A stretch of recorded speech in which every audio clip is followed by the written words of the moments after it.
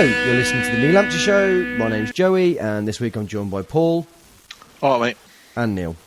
Hello. First pod of the year. Happy New Year. Happy New Year, guys. And we kick it off with a win. It's going well so far. It was an alright win. Better than the under-18s or the under-21s, as I saw the other day. Oh, what did they do? They get smashed, didn't they? We got beat 6-2 with yeah. Lee Glover going, footballers are self-employed, and if they continue to perform like this, they will be unemployed soon enough. I don't think he actually said that final bit, but he definitely said about the self-employed bit. On the official website, they said they suffered their first defeat of the year, which I don't know whether... Very Chelsea-esque. Yeah. Good way of describing it. Let's have some moments of the week. Paul? As we've not really been on over the Christmas period, my moment of the week was the slight relief for about 20 past 2 on Saturday, when I saw the starting lineup, and for the first time in 4 games, I nodded to myself and thought, he's picked probably the best team available to him. It'll be interesting to see how this good team gets on. And lo and behold, having been disappointed the previous 3 times I'd looked at the team sheet, it would appear that maybe if we play our best 11, we might be quite good. Yeah, I have a feeling we might talk about this just a little bit. You're not alone in that thought. Neil, moment of the week? What was it? Oh yeah, it was Armstrong not letting Maddison have the penalty. That was a weird thing to pick, but so many times this season we've had penalties and Armstrong's not had a chance to take it. And we've always made regrettable decisions by giving it or changing our mind and stuff like that. And I just thought 2-0 up in so many games before, we've gone 2-0 up and not taken it seriously. But this week we went 2-0 up. I thought, fuck this, we want to go 3-0 up. Armstrong took the penalty, put it away, and good. It made me happy because I don't care about Maddison scoring 3 games in a row. I just wanted that goal. I wanted that buffer to carry us on, and it was clinical. Good. Did Madders go and stand on the halfway line sulking? And no, he was actually quite delighted. It was nice to see. I think he was just genuinely not scared to put the ball in the net if he had a chance, that was really good to see, actually. The amount of times we've had people just having to beg someone to take a penalty, it's a nice change. It looked like after Armstrong scored, Maddison went back up to him and was like, yeah, you got lucky there. But they were sort of laughing about it and everything. You just think they look like they're happy, don't they? Yeah, well, that's it. They're just, that sort of game makes you happy. It was easy. You know when Morales took the ball off Baines? You felt that was like a selfish, I want all the accolades and everything. I think these are just young kids who want to be responsible for us being good. Yeah. Does that make sense? I know they sound like they're saying the same thing. They just want to take charge. It was good. Yeah. There was no... Early in the season I sort of mentioned about how they weren't scared to score. And that's how I feel about them now at the moment. People like Maddison, he's not scared to put himself at the forefront of everything that's going on and say, look, I want to take this penalty. And I know it was 2-0, so it wasn't the most high pressure penalty in the world, but he's 19. You'd expect some nerves, but the guy hasn't got any. He didn't look like Armstrong didn't look like he was going to miss, did he?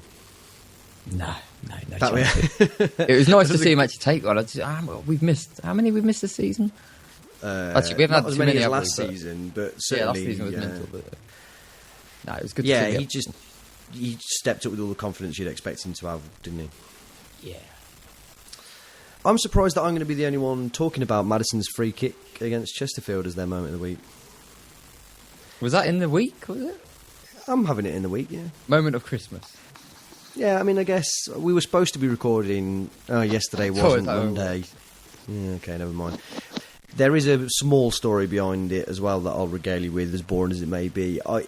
Maddison had taken a free kick earlier in the game where the keeper... We were right behind their keeper, and whilst he was stood in the middle of the goal, he'd shifted all of his weight onto his right foot. And you kind of looked at it and thought, if it goes left, he's too heavily far over one side, not sort of close to the post, but he totally committed himself physically. And he did it again with the one that Maddison scored, and I was stood next to my mate Snakes. banging on in that classic way that I do, like a fucking idiot, where I was like, he's got to go left. He's got to absolutely go left. He's got to see that if he goes right, the keeper's too shifted to his right, and then in the end, he didn't just fucking move anyway. Yeah, I kind of went, oh yeah, shit, I need to shut the fuck up, don't I? That said, I am going to bore you with my thoughts on the Chesterfield game now. So I'm not going to go into too much detail because it's just it was ages ago and it was quite horrible. So yeah, first things first, Lee Novak scored their goal. I thought it was a pretty good finish. Can you remember it? I can't remember. What? Describe it if you can. They had a free kick that was never a free kick. That was given against Chris Stokes for no reason. And we'll come back onto the refereeing in that game. Okay. And they whipped it in, and Novak sort of glanced his head. Yeah. I remember. Yeah. Over the top of everyone. I kind of didn't feel like. I felt like, one, we were unlucky that Lee Novak had only come on because Ian Everett had gone off. And you kind of think, well, maybe they hadn't been ready for him being there. Does that make sense? You're not prepared for especially with set pieces as well. You've all got your man, haven't you? So yeah, and it was a striker that came on for a centre back. It was just a weird thing all round. And you kind of looked at it and just thought, I don't mind that goal. I get sort of analysing things and everything, but sometimes you just see a goal where you just think, sometimes you concede that. Yeah, exactly. Can't do anything about it. Yeah. The rest of the game, however, was really, really annoying. It was an odd game in that the ref was bad, but nowhere near as bad as the two most incompetent linesmen that I've ever seen. That's hyperbole, but they were very, very incompetent. Balls going over the line for throws, 2 foot over, with just without being seen. Offside decisions that were mad. Maddison getting booked. Do you remember that? Yeah, I mean, I didn't see the highlights, but that's happened a couple of times now, hasn't it? Where someone's come up to him and given them grief, and somehow all he does is stand his ground, which you should be able to do. And it's just such lazy refereeing, I think. They don't really want to make the call and book the right person. They just think, I'll book them both and no one will remember it. Well, we remember it, ref. You're a dick. Yeah, and this was the problem with it. The referee wasn't going to book him. The linesman literally ran all 50 yards to come and say to him, no, you've got to book him as well. He didn't do anything. It's just pathetic. It's just really weird. You just think, you've got, not only you're not giving him the protection, what message is that sending?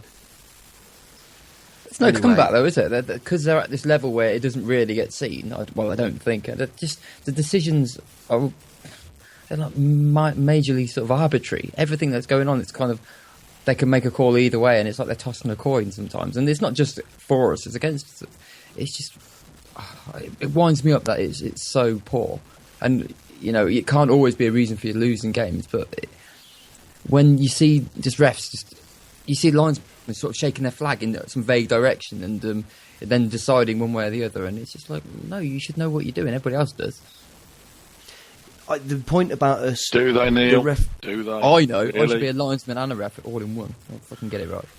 Agreed. Yeah, I still think that the players make more basic errors than the linesman the referee do. It's an error of the mind. That's what that is. Yeah, I accept the fact that the referees, especially as you say at this level, are the best. And I know I've probably mentioned it on here and I've banged on about it a lot. I always think that the same 4 or 5 people, ref and linesman, should have a season together, so they actually trust the linesman instead of just meeting that morning and going, "Oh, you're running the line for me. Oh, that's great." So I think it's sort of it is especially now, it is a team unit, isn't it? It's like they're doing the World Cup and stuff. Yeah. So they communicate to each other all the time. So you would have thought that they would need to have that intrinsic knowledge of what the other person's doing or what they're. Because you listen to some. I know this is completely off topic. You listen to sometimes it's like referees will say, look, all you're there for is offsides. Everything else I'll make decisions for. And you're like, well, that's not the way it's meant to be. The linesman or assistant referee, as they're now called, you can see it in some games, but they just don't make decisions because whether or not been told not to, or whether or not they just don't. But you do think it'd be better for everyone if they were. Now, the in communication is they were actually a team who went to every game and got to know each other and got to build on that relationship. I mean, the linesman in this game would have been better off just giving it up. I'm not sure that there was any amount of work that they could have done to have sorted that out. Other final notes on Chesterfield. Chris Stokes was great at centre-back. Really, he's looking like a leader, isn't he? He's only 24, but he's got something about him. I thought he was really good against Crewe as well, but it's hard. But it's hard with that game because they got beat so heavily. But I actually thought they offered something going forward, and I thought Chris Stokes and Ryan Haynes were good. But especially against Chesterfield, I think there was a point to make that perhaps he was our man of the match. He was really, really good. I'm not sure that there's a sort of career at centre half there for him, but God bless him for filling in and doing as good a job as he has. He's having a really good season. I'm really pleased with Chris Stokes. It's really good. Yeah, I'm taking it back actually because I did have questions of him, but he's making the absolute most of what he's got available to him, and he's been so consistent. He's not missed a game, has he? I don't think so. No. No, that's stunning, really. Yeah, for someone who doesn't really look like an athlete, and he going home and having Chineses after matches and stuff. It's like, yeah, I saw that. Taking it seriously, Chris.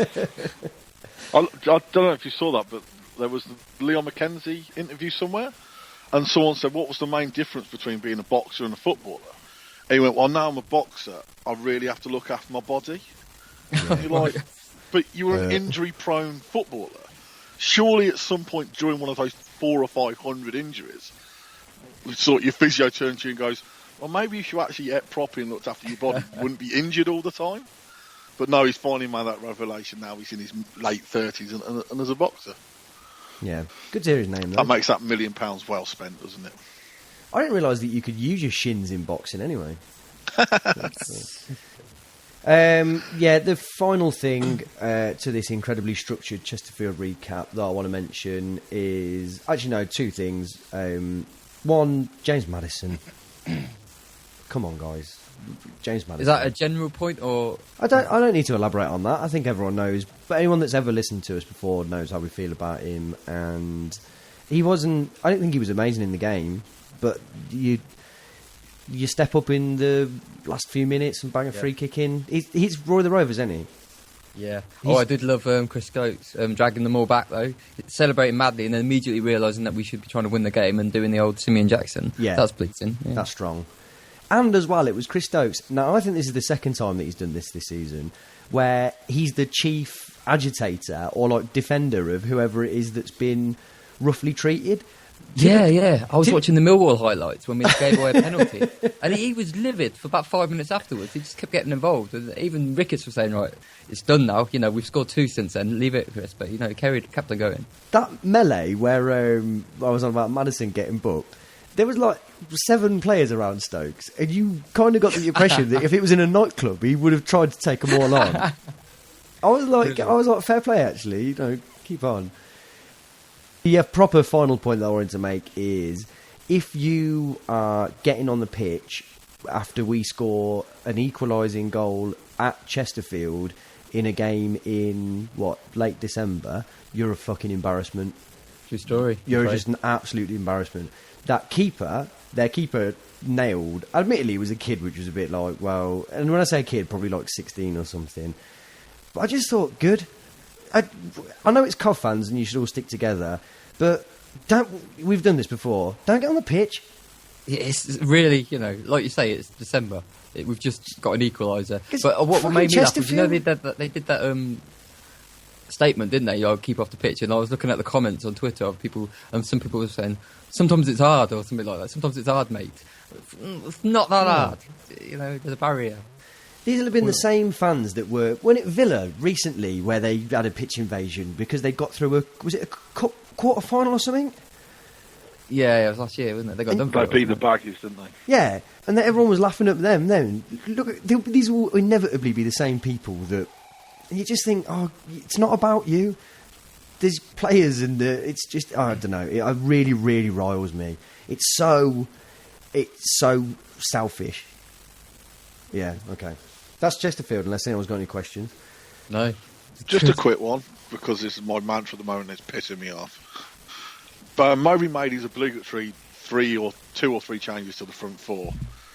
Did it take about half an hour for our front four to actually look like they'd met each other before? And did they get better once they'd taken off the crap players in that front four? Right, I'll try and keep this as brief as possible because I think I'm repeating myself on this. The problem I've got is when you haven't got Armstrong, and to a lesser extent, but specifically with Armstrong, you've got players who either in Fortuné are, and I've sort of half sat on the fence for a little while, he's just wank, but he's not a box striker, is he? He's not a striker that looks to score goals or get in the box or hold players off or do anything that a normal striker would. And then you've got attacking midfielders behind him who fetishise creation above finishing. So Ryan Kent, as effective as he is for what he does, you haven't got a player who is inclined to get into the box when he's not on the ball. Does that make sense? No, that's a good point, yeah. So effectively what you have is this weird sort of like tantric attacking football where everything happens on the verge of scoring, but no one ever wants to make that break to do something. So Fortuné doesn't act as a spearhead because he looks to get outside of the box and shirk responsibility wherever he can. Ryan Kent is desperate to be the one that's making and beating a player, and getting the ball in the box and scoring doesn't offer him that flashy opportunity.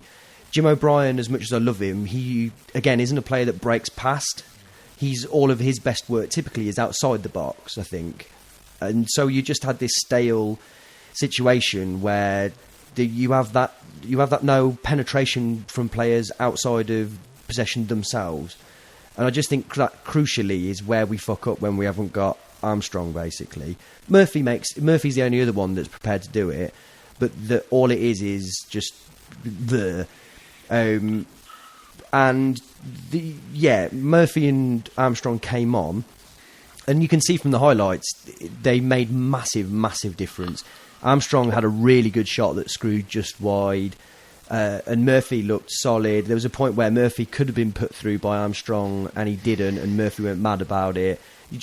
It's not even necessarily that. I think the more and more I think about it, and I've thought about it a reasonable amount just recently, I'm not convinced that Murphy's that much of a better player than Kent is. He's just fucking smarter. Well, because, I mean, I didn't notice this until yesterday when I was looking at the league table for the first time in a while. Up until that game, Chesterfield had lost 7 games on the bounce. And I know they'd just appointed Danny Wilson, who we all know is like the Mourinho of League One. But I would have thought that Chesterfield would, especially after the poor draw against Oldham, who were another team who had lost 3 games before we played them.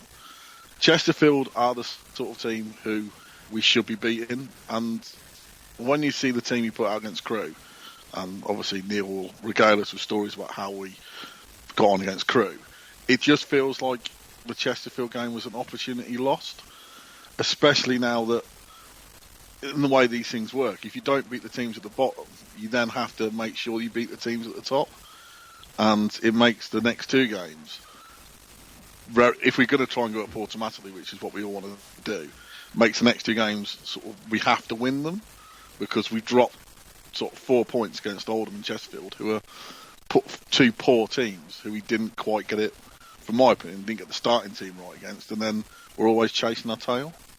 Yeah, but we'd have said that we'd have had to beat Walsall and Burton no matter what anyway, wouldn't we? Well, yeah, but I think if we'd have won those, we'd have been level on points with Burton. So you can draw that game, can't you? Yeah. You can draw against Walsall now. I disagree. I think we sit here all the time and say we've got to win that game, and we just change our circumstances based on what's happened. I don't know, because it's like, if you're looking at the Burton game now, they're 4 points ahead of us with a game in hand. If we lose against Walsall, they're 4 points ahead of us with 2 games in hand. But isn't it moot? Isn't the point that... No, because I want to go up as champions, and I think we've got a good enough team to go up as champions. Life at the top, got to beat them, haven't you? That's my point. I want to beat the teams at the bottom who are shit. No, so what Neil's saying is my point. The teams that go up, they are the teams that beat the teams in 2nd and 3rd and 4th and everything. On occasion, they probably draw the odd game here and there, but chances are, if you look at Bristol City last season, I bet you they beat most of the top teams and they dropped a couple of points in odd games just because that's what happens in football. I bet they probably beat all the teams at the bottom. But I completely agree with you that no matter what, we have to win these next 2 games if we're going to be serious promotion contenders, because that's what promotion contenders do. And the other thing is, it's like we've only actually won 2 of our last 7, and I know we've only lost 1 of our last 13 or something, but we really need to go on. Sorry, I can just see Neil's face as you said those 2 stats. But the thing is, we're getting to the point now where, as I said earlier, before we sort of started this, we've only actually won 3 games on the bounce once this season, and it's now you're getting to that point where we really need to start beating and going on another good run. Yeah, and I agree with that completely. The teams below us, you can see the teams below us beginning to go on those runs, and this is the next kick on, isn't it? And it's just. I feel like we could have set ourselves up though. I think that's the thing about the Crew game. If that was our blip, what we've just gone through, and we're all guessing here, but the performance I saw against Crew was, in my mind, the end of a blip. That was them saying, okay, bored of this now, bored of messing about.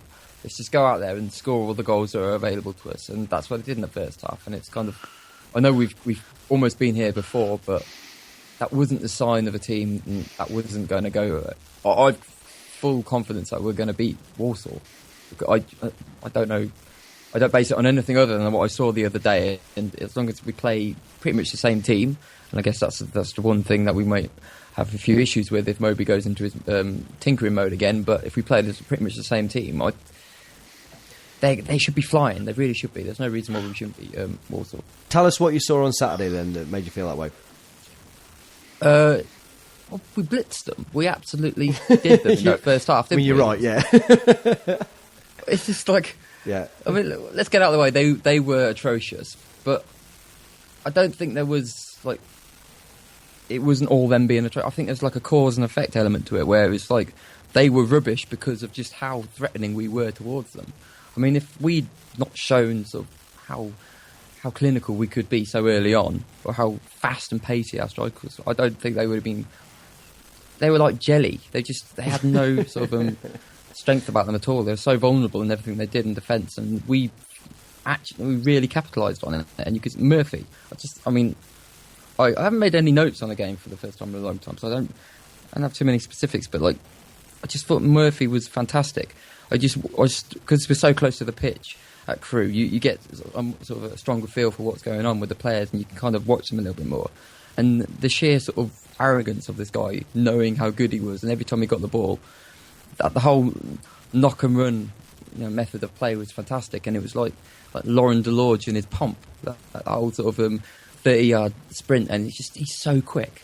And I just thought everything about that front 6 unit was sensational in the first half. I thought Fleck and Vincelot just kept everything as they should do, but Fleck moved on forward and created this sort of bank of 2 with Joe Cole. Those 2 worked really well together, and Cole, I don't know what you thought, Joey, but I thought that was far and away his most sort of impactful game for us. It was just he was involved in a lot more, and it feels like, I was getting worried that he had nothing to offer us, but if he can be part of the same unit that we had the other day and play in that way, there's a lot that he can offer us. I completely agree with you. The only thing I found difficult was I found it impossible to objectively analyse that game from an attacking sense, because Crew were just so atrocious defensively. Oh God, yeah, they did give us most of those chances, but I guess, you look at previous seasons, I don't know whether we would have taken them, or we would have been an opportunity to actually capitalise on them. But I think the 2 things I think you can be objective about are Jacob Murphy's goals were the goals of a very, very, very good player. They weren't necessarily Crew's deficiencies. That first one, from memory, he's just bent into the top corner just because he fancied it. Guess who shouted, "Don't shoot," just as he did it? Yeah.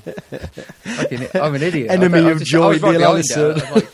Don't shoot on your left foot. And it was awesome. Really. But the Armstrong looked like he'd woken up from his 5-game rest, his self-imposed exile from football from the last few weeks.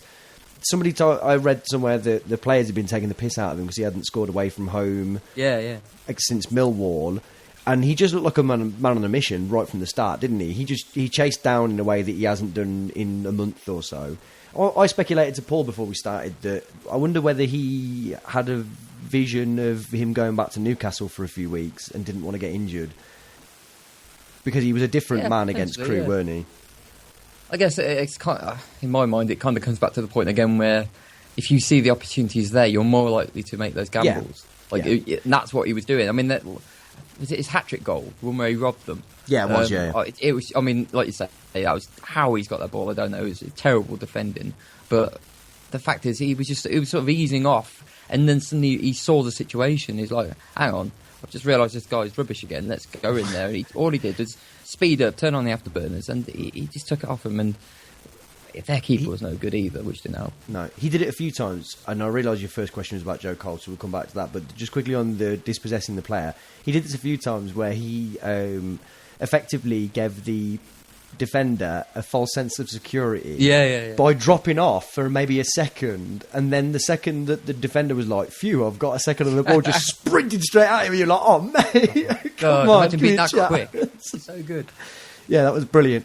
But I thought that Joe Cole, the defenders, a number of the players on the pitch, I felt had really good games, but I kind of felt, I don't know whether you just have got so much time and space and freedom that if you really, is it that good? But even it's one of those, again, it's the game and it's the confidence that you can potentially garner from that, isn't it? I reckon that's one thing, because he's not a bad player. He's not going to be a bad player from this point onwards, and it's almost like if he can take what he should have grabbed from that match, which was a whole load of confidence and a whole load of belief that he can actually be part of a system.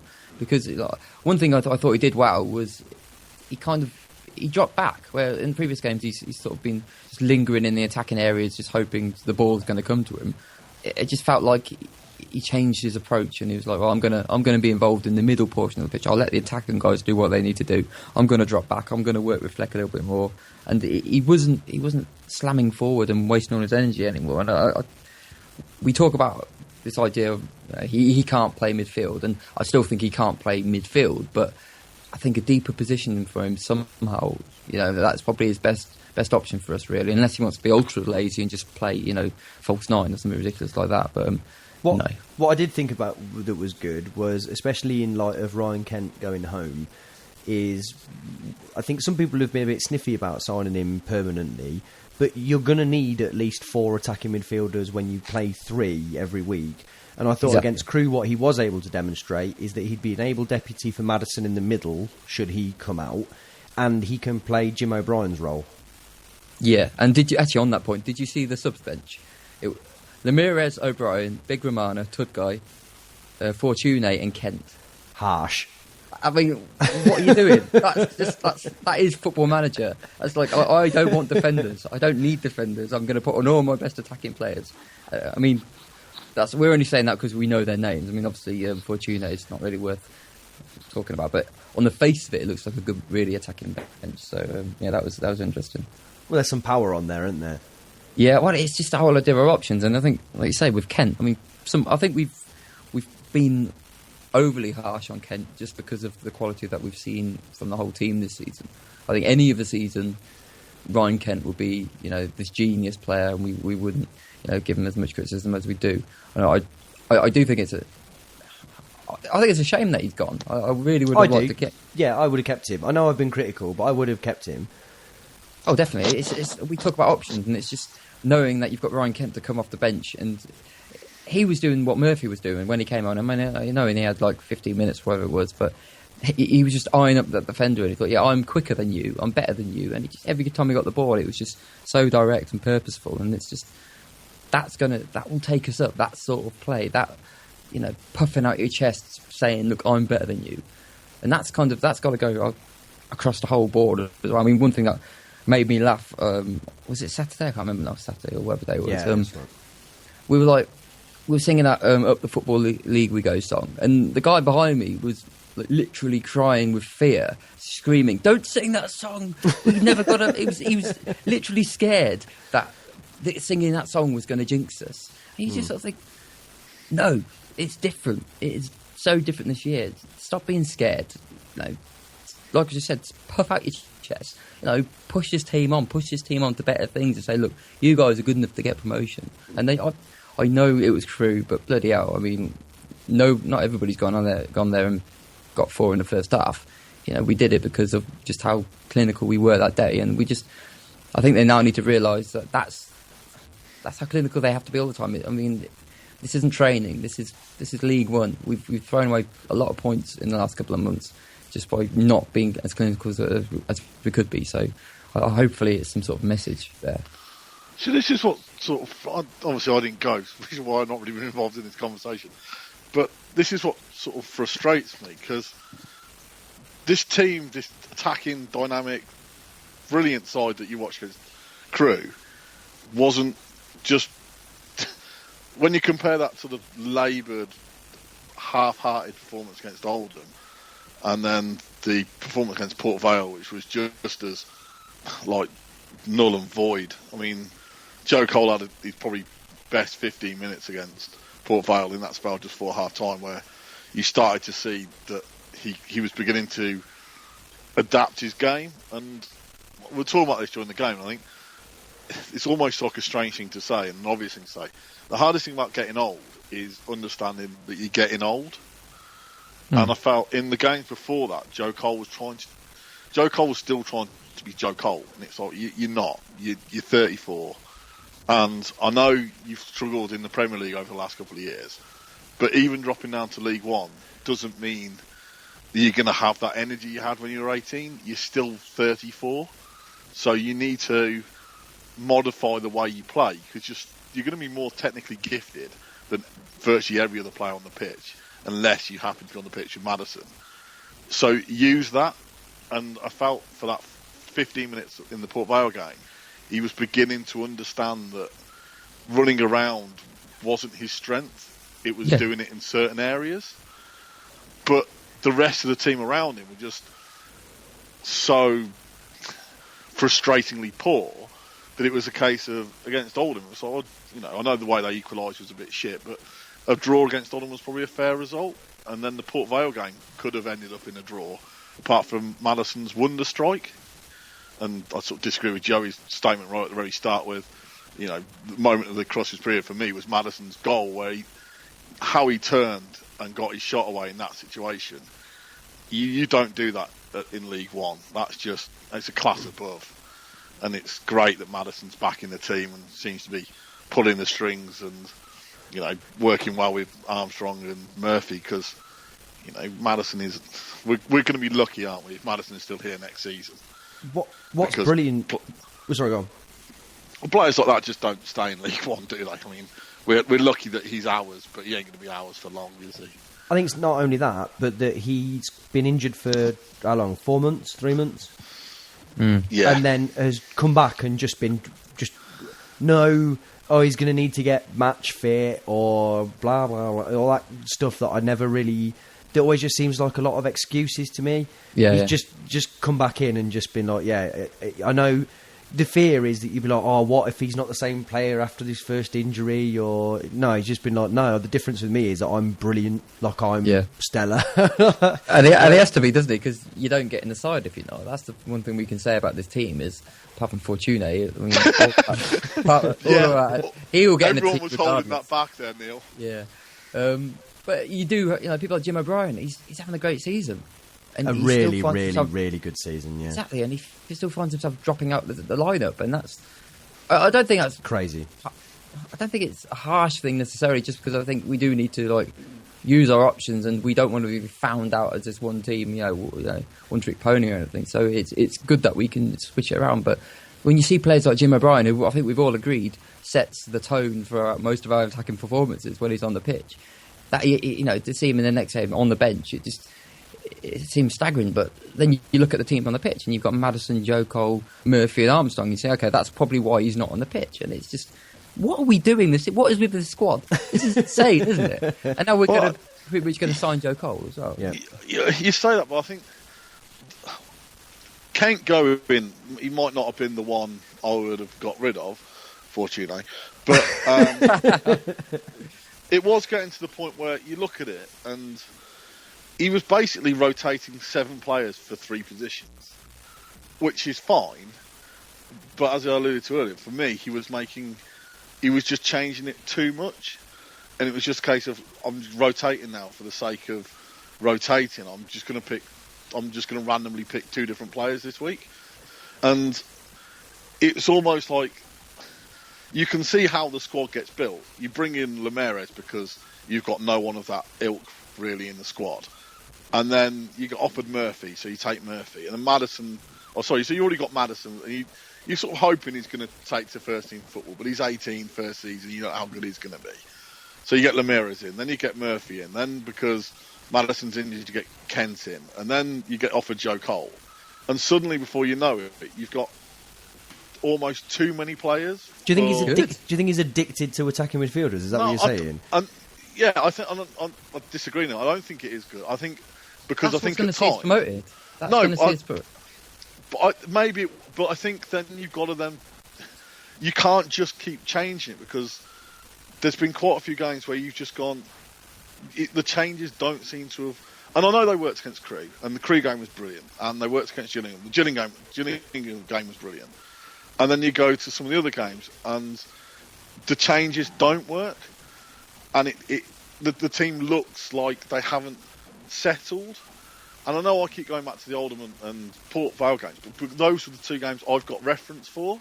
And for me, the changes he made after the Sheffield United game, for the Oldham game, didn't work, and they hindered the team. The team looked poor, and you're like, well, where's Jacob Murphy? Oh, he's with the kids. What do you mean? He's with the 6-year-olds signing autographs. It's like, well, why is he not on the bench? Why? Because for me, Jacob Murphy is the one player you at least have in the first team squad. Even if you can't have him on the pitch, you're like, well, okay. So it's all right. We've got the other players, and you're like, yeah, it didn't click that against Oldham. It didn't click against Port Vale. Luckily, Maddison is so good that he basically pulled a goal out of nothing. But the rest of that team, we played poorly. We didn't look like scoring any other way. Against Oldham, we scored from a set piece. It was a great set piece from Joe Cole, but it was.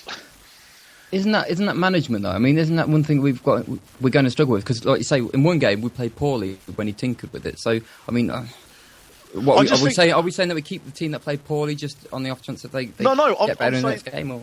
I'm saying when you have someone like Jacob Murphy, you don't have him sign autographs with the kids when he's fully fit. You have Jacob Murphy in the team. That's a true story. I'll agree on that one. Yeah, and that's my argument. Is I want to see our best team playing. Maybe they can't play every week. I accept that, but I don't want to see our best team change for the sake of the fact that we can change our best team, because I don't think that helps either. I don't think that helps the continuity, and I've seen it quite a few times in the last month where I've looked at the team, and for the first half an hour, our front 4 haven't clicked, and there's been other times where for the first half an hour, our front 4 have absolutely destroyed teams. I mean, that Gillingham game, you think since that game, I think that front 4's only played together once since, and obviously they'll never play again because Kent's gone back. So instead of going, that team has ripped the fuck out of Gillingham, who are top, and has sent us 3 points clear of this shitty division, and then 7 games later, we're 4 points behind Burton, who have got a game in hand. That's my argument, is the fact that team was brilliant against the team that were top, that had got us top, and they only played together once afterwards. Yeah, I think some lessons have been learned, though. I think I see what you're saying. It makes no sense after how well we played against Gillingham to change it. That I just feel like what he was trying to do, because he messed it up. It's one of those where he did bring him back onto the same pitch, and we didn't look the same team. And he's then just seeking a solution, trying to find that magic formation, and it didn't come. But I feel like the team that started against Crewe now, he's found something that should start again on Tuesday, and like I say, if they play well again, then we can continue on. I just feel like he was doing a little bit of Stephen Presley there, when he was just he lost the plot near the end because he couldn't see what when stuff was working, when it wasn't working, and all he was looking at was results. And it's like, well, if we didn't win the game, then the team didn't play well, and he was changing the team regardless. But I'm not Which is, for me, why I don't see losing Kent or an option being a disadvantage. I just think we probably had too many options. Well, Ruben Lemire are struggling to get in.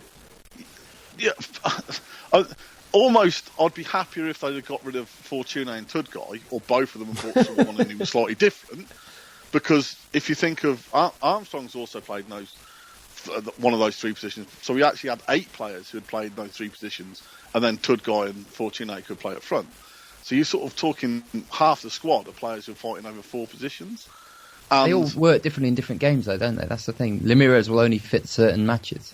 We've seen that. I mean, Lemire's and Fortuna on the same pitch slows the team down more than it needs to be. It's like a conflict of style where you've got this high intensity and then you've got those guys who don't seem to be able to work at the same pace. But then you put Lemire's and Maddison and maybe Cole potentially, you put those 2-3 together, there's like a bit more, they're more methodical about their play, and it's still quite high intensity, but it's a different type of intensity, if you see what I mean. I disagree ever so slightly, and it's only really small. I still think that as I mentioned with the Chesterfield game, it's the one thing that screws us over is that we've got all them attacking midfielders. There's only really 1 or 2 of them who are willing to get in the box. Every away game, specifically of season this, where it's broken down on the edge of the area, and it's broken down because people aren't willing to thrust and they aren't willing to penetrate and gamble run-wise. Lemiris is sort of 50-50. I've seen him occasionally break lines and go for it. Oh, yeah.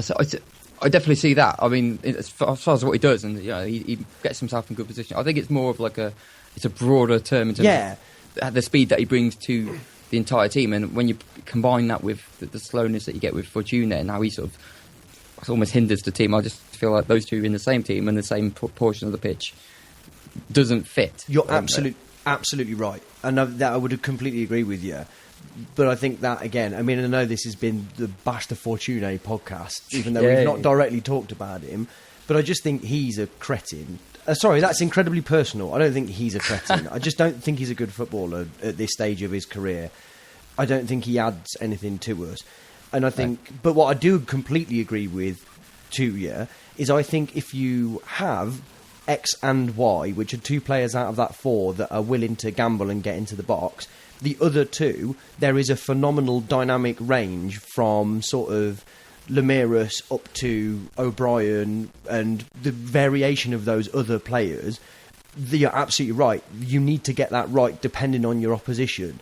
But you still, no matter who you play in, have to have someone with some sort of desire to actually score a goal occasionally. Well, yeah, I mean, that's the critical bit, isn't it? If Armstrong is recalled by Newcastle, after that... Well, I won't worry about that because the Telegraph have said that he definitely won't. Well, I mean, after that, you've only really got... You've got Maddison, who's obviously starting to score some goals, and you've got Jacob Murphy.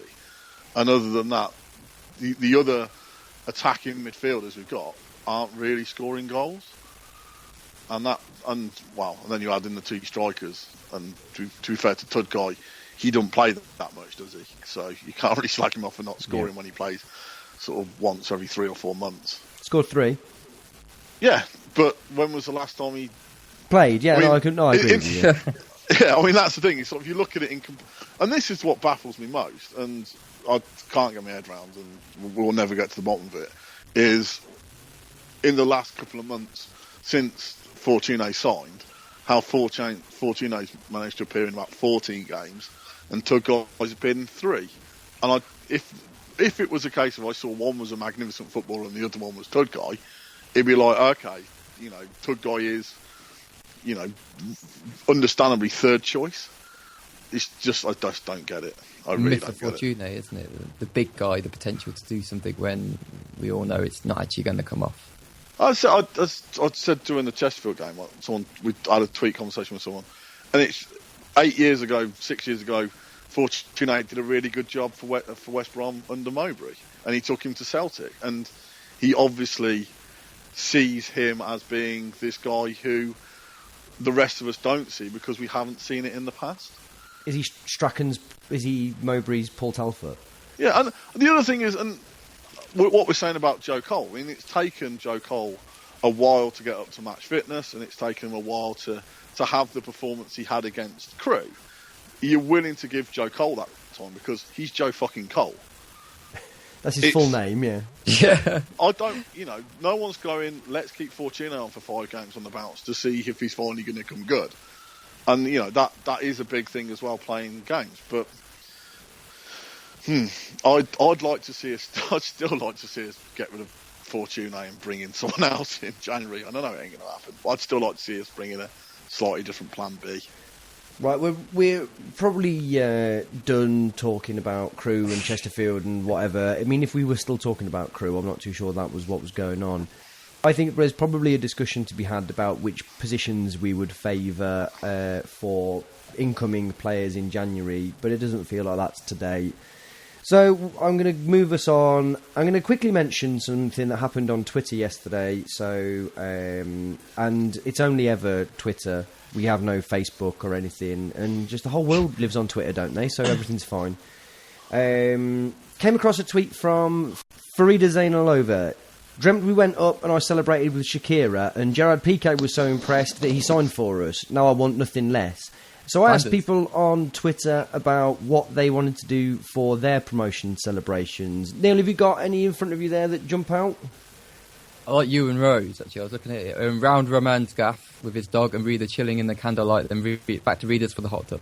It was the one that I would do the most, if not necessarily my favourite one. That was definitely my favourite option. That's the party that I'd want to be at. Did anyone see the thing that was on the Telegraph a little while ago, where it was the video before Christmas of Reece Charles Cook intercepting Jordan Willis's interview and a couple of other things like that? No, I missed that. It was the thing that stole the show was Reece Charles Cook. There is a point to this, by the way. They were interviewing Jordan Willis, and he just appeared from below the camera, sort of entered, and started singing this really sensual version of "All I Want for Christmas Is You" by Mariah Carey. And to be fair, it was quite funny, mainly because Jordan Willis's face was so unimpressed. And about halfway through, he just looks at the. Yes, I did see it. He looks at Andy Turner and just goes, "He's like this all the time." Well, you just think, "Oh God." It's constant, isn't it? Him singing the programme as well. His what golden. he wants for Christmas. Yeah.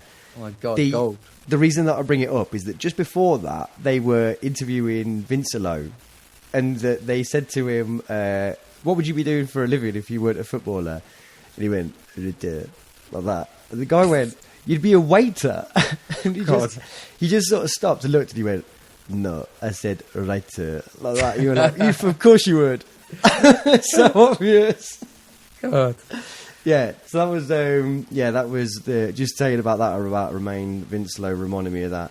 My personal favourite from someone here that goes by the name Sky Blues blog, soft play centre, Madison knee sliding into the ball pit, Connor Thomas refusing to take his helmet off. Oh, you can't go wrong with Connor Thomas and his helmet jokes, can you? He makes me laugh. That's an old standard, yeah, but it's a goodie. Any more? What we got? Someone mentioned singing Shooting to Win, which I can't remember the specifics, but just singing Shooting to Win. That's the best Cov song ever. Just when they play it at the football or away games or people start singing at away games, it just makes me so happy. Yeah, I'm with you on that.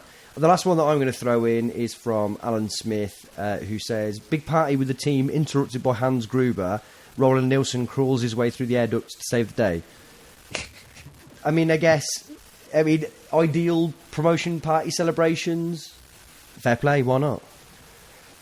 You can have anything, or why wouldn't you? Exactly, yeah. I mean, you would have thought that you would have picked one untinged by peril, but I guess if you are in that situation, Roland Nilsson, I mean, I don't think you'd be that surprised. You'd be like, "Oh yeah, Roland Nilsson saved the day." I guess if someone was like, "Oh, someone saved the day," you'd be like, "Was it Roland Nilsson?" Well, yes, God, Roland Nilsson. Either way, it's just absolutely. There's very little difference between the two. Paul, I'm fascinated to know what your promotion party would be. A quiet night in. Yeah. Yeah. I thought it might be something. It all depends how we get promoted. If we don't get promoted as champions, I'm really not that. I'm just going to be disappointed. So if we go up, you'll be there at Wembley just swearing. Oh, if we go up at Wembley, that's going to be really annoying. I know it's just sounds It's a good message. I like it. We might never ever win a league title in my life apart from this season. And I know it's only League One, and I know it's the third tier, and I know it's shit. But I just want to go up as champions because then you know you're the best team. Yeah. And just go, for one season, Coventry City were the best team in their division. Yeah, the division was shit. Yeah, Burton were runners up, but we were the best team. And finishing second or finishing third and going off in the playoffs, it's just going to feel slightly anticlimactic with this team. I think that's a very good point to make, yeah. Albeit that we didn't say that we weren't going to go up top. I'm just glad that it might have taken you 5 months or whatever it has, but you've managed to find a way to not be happy about being promoted. I'm proud of you. After the Oldham game, I did tweet, watching Coventry from the only team where we're third in the table, I'm still miserable.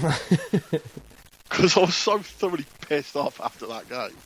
It's like, we're third, we haven't lost in months. I'm still a miserable bastard. Said it a million times though. It's good. It's useful. We have to have this mindset now. This is, we've got one aim, automatic. So we can't veer from that. Agreed. Paul, you were going to talk to us about Walsall. Yeah, I very rarely get to do the match previews, and there might be a reason for that. All right, Walsall are third in the table. We're playing them next Tuesday because they're through to the FA Cup third round where they play Brentford. Now, they've just lost their manager, someone called Smith, who's gone to some football club in the higher division. And they replaced him with Sean O'Driscoll? Yeah, Sean O'Driscoll, yeah. Who was previously highly rated at Doncaster, then when they'd done badly? That's really bad English. He went and failed at about 4 or 5 other clubs before joining Brendan Rodgers' doomed reign at Liverpool. So he was in charge at the weekend, but they got hammered 3-0 by Rochdale. But they're still above us because before that they went on a 5-match winning streak. Yes, 5 games in a row winning, which is something we need to do. Their top goal scorer is a guy called Bradshaw. This is research. According to Wikipedia, Tom Bradshaw? They've got a guy... Tom Bradshaw? Yes, Tom Bradshaw. Their number 10 is a player to look out for. His name is Ramage Sawyers, yeah. And he plays for Niven and St Kitts. So there you go. I gather that the conversation this season about potential player of the season so far is between Armstrong, to a much lesser extent, Jacob Murphy, but then Ramage Sawyers and Bradley Dack of Gillingham. So I gather that Sawyers specifically has been exceptional, albeit that I haven't seen a great deal of him, if I'm honest. Well, he scored 5 goals, which for a midfield isn't bad. And they've also got Liam Kinsella, son of Mark Kinsella. Oh, is he really? I was going to say, is that any relation to Mark Kinsella? They've got James Baxendale, son of... Helen Baxendale. Isaiah Osborne, younger brother of Isaac Osborne. That still freaks me out, that does. Because I bet Isaac Osborne's still only 31 or so, isn't he? Yeah. I mean, I remember when he made his debut and thinking, this guy's going to play in the Prem, he's going to be a real star. And then I just saw him get bigger and bigger and bigger, but not actually any better. Oh dear. But every time he'd get injured and he'd come back, like all he had done during the time was hit the gym. And by the time he came back, he was more Arnold Schwarzenegger than he was football. Bless him. They've got Andy Taylor, who played for Villa. So they've got some strong players who I'm sure are going to be thrilling to watch. Sorry, just quickly, I've just looked at Isaac Osborne. He's 29. How is Isaac Osborne 29? Because he made his debut at 16. Oh, I'm not having that. What? That he's 29 when he made his debut at 16? That he's 29. Well, Isaiah Osborne is only 28. Oh. So there you go. Any other brothers? George Osborne? I don't know. I couldn't tell you. Okay. But, so Walsall are the team directly above us in the table. They've played a game less, so if we lose, I'm going to be bitterly disappointed. If we draw, I'm going to be bitterly disappointed. If we win. Which leaves only one result left. If he changes to starting 11 and Joe Coles does sign on full-time contract tomorrow, and he changes to starting 11, okay, maybe he can bring Peter Ramage into the back four and put Stokes back at left back. I'm going to be bitterly disappointed. Caveat. This sounds like the ransom note that somebody would write in their own shit. There's this list of mad myriad demands. They're not mad myriad.